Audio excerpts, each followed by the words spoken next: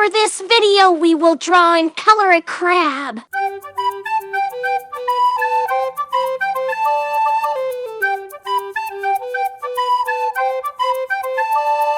Crabs are fascinating creatures belonging to the crustacean family. Crabs have a hard outer shell called an exoskeleton, which provides protection and support. They periodically molt shed this shell to grow. Some species, like the hermit crab, use discarded shells for protection, whereas others, like the coconut crab, are large enough to defend themselves without one.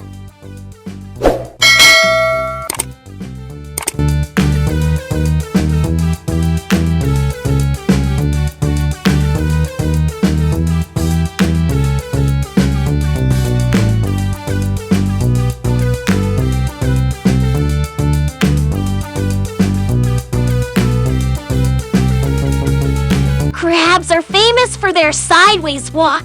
This is because their legs are jointed in such a way that makes lateral movement easier and faster than walking forward. Most crabs are omnivorous, eating plants, small fish, algae, and even smaller crabs. Crabs often have fascinating relationships with other species, such as sea anemones. For example, the boxer crab carries sea anemones in its claws as a form of defense.